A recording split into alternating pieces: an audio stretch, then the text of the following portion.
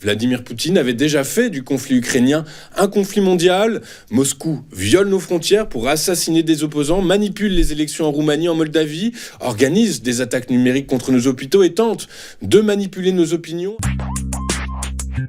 La Russie est devenue une menace pour la France et l'Europe, a averti Emmanuel Macron lors d'une allocation aux Français hier soir. Il faut bien le dire, nous entrons dans une nouvelle ère, a affirmé le président de la République française, mercredi 5 mars, en introduction de sa prise de parole, durant laquelle le chef de l'État a évoqué les conséquences de la guerre en Ukraine et le revirement à propos de la question des États-Unis et de Donald Trump. La Russie est devenue une menace pour la France et pour l'Europe, a-t-il affirmé, ajoutant que Vladimir Poutine avait déjà fait du conflit ukrainien un conflit mondial. Moscou viole nos frontières pour assassiner des opposants, manipule les élections en Roumanie, en Moldavie, organise des attaques numériques contre nos hôpitaux et tente de manipuler nos opinions avec des mensonges diffusés sur les réseaux sociaux, a-t-il ajouté. L'avenir de l'Europe n'a pas à être tranché à Washington ou à Moscou, a martelé Emmanuel Macron, décidé à imposer l'Europe à la table des discussions. Par ailleurs, toujours sur un ton grave, le président français a promis un débat stratégique sur la protection des alliés européens pour la dissuasion nucléaire de la France. À l'échelle nationale, Emmanuel Macron a annoncé des investissements supplémentaires devenus indispensables en matière de défense, sans augmentation d'impôts, au-delà de ceux déjà prévus par la loi de programmation militaire 2024-2030. Ce seront de nouveaux investissements qui exigent de mobiliser des financements privés, mais aussi des financements publics, a indiqué le chef de l'État. C'était une décision annoncée un peu en amont qui a notamment réjoui les marchés financiers hier. En effet, hier soir, le président américain Donald Trump, par l'entremise de sa porte-parole, a déclaré que les véhicules venant du Canada et du Mexique ne sont plus concernés pendant un mois par les tarifs douaniers de 25% imposés la veille. La porte-parole de la Maison-Blanche, Caroline Leavitt, a confirmé que le président Trump avait discuté avec les 3 grands constructeurs automobiles américains. Soulagement donc du côté de Stellantis, Ford et General Motors, qui ont demandé une exemption d'un mois lorsqu'ils ont parlé à Donald Trump mercredi à la suite de l'imposition de tarifs douaniers mardi 4 mars sur le Canada, le Mexique et la Chine. Je vous précise que ces nouveaux droits de douane décidés par Donald Trump peuvent avoir un effet majeur sur les prix des véhicules, puisque selon les analystes financiers, les tarifs des voitures pourraient augmenter de 4 000 à 10 000 $. Je vous rappelle par ailleurs que le Canada, les États-Unis et le Mexique ont une économie très intégrée dans le domaine de la construction automobile en raison du traité de libre-échange conclu entre eux depuis 1994 et révisé en 2020 sous Donald Trump. Les véhicules sont effectivement souvent assemblés à travers ces 3 pays. Comme nous venons de le voir, malgré le nouveau délai accordé au Canada et au Mexique par Donald Trump, Ottawa continue d'orchestrer sa riposte contre les droits de douane imposés par Washington.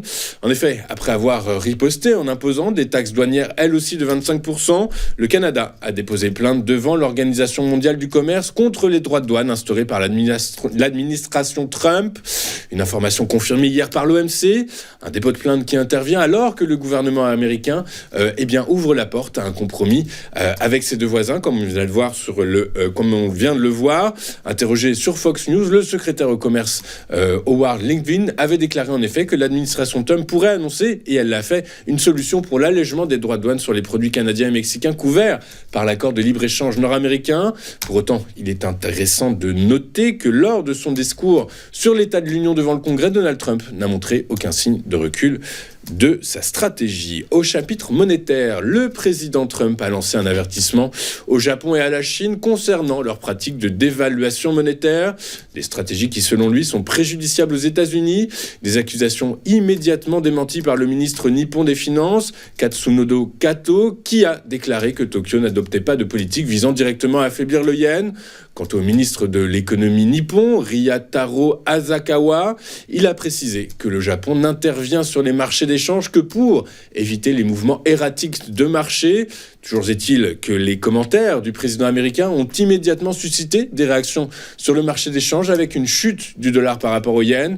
Les analystes estiment que ces tensions pourraient en effet influencer de manière significative les négociations et discussions à venir entre les 2 nations.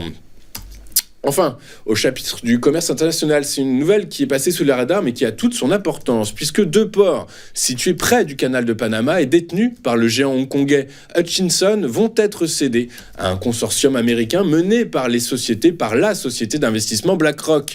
Un accord de principe a été conclu sur fond de menaces de Donald Trump.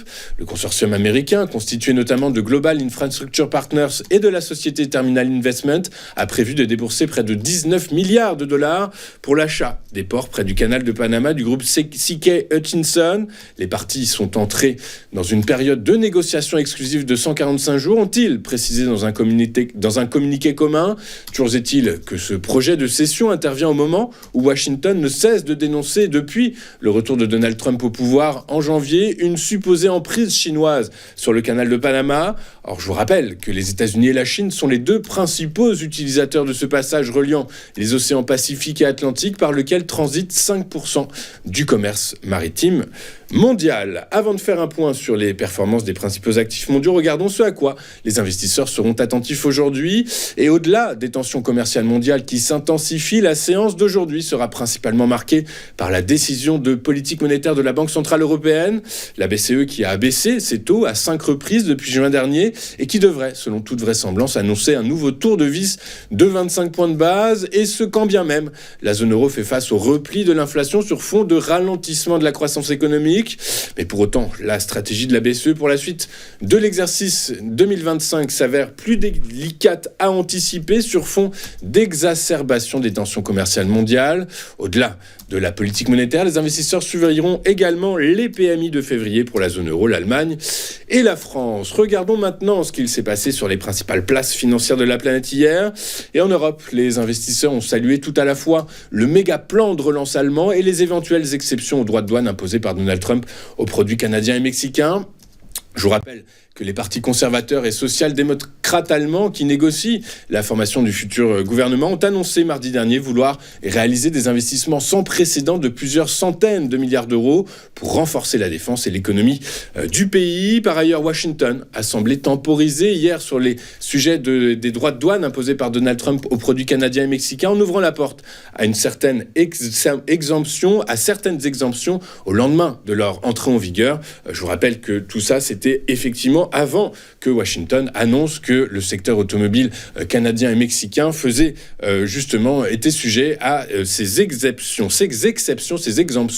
de droits de douane. À Paris, et ce pour un mois, le délai est d'1 mois. À Paris, le CAC 40 a donc gagné 1,56% à 8173 points. Le FTSE a reculé symboliquement de 0,04%, plombé par le secteur de l'énergie. Quant au DAX, tenez-vous bien, il a progressé de 3,55%. À Wall Street, les principaux indices actions clôturés en hausse après 2 jours de forte baisse, et ce alors que Trump a retiré certains tarifs douaniers, atténuant les craintes d'une guerre commerciale mondiale, tout du moins en les apaisant. Le Dow Jones a gagné 1,14% à 43 006 points. Le S&P 500 a pris 1,12% à 5 842 points. Quant au Nasdaq Composite, il a lui gagné 1,46% à 18 552 points.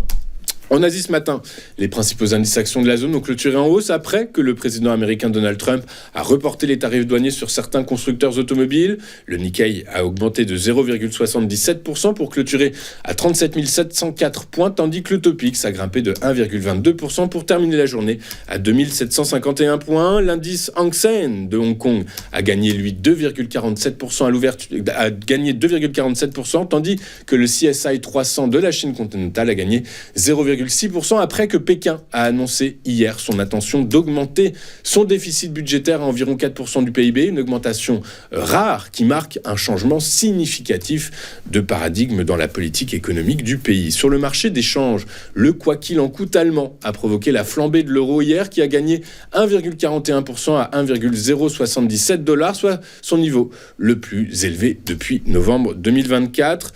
Sur le marché des rendements souverains, les annonces allemandes ont provoqué une forte hausse des taux longs en Europe. Le rendement du 10 ans allemand a explosé de plus de 30 points de base à 2,791%. Son équivalent français s'est lui étoffé d'un peu moins de 27 points de base à 3,494%. Nous allons marquer une toute première pause dans cette édition du 6 mars 2025, et dans un instant, Éric Seban nous expliquera dans son chronodax quelles sont les stratégies à adopter alors que le DAX allemand navigue sur des plus hauts historiques. À tout de suite sur Téléfinance.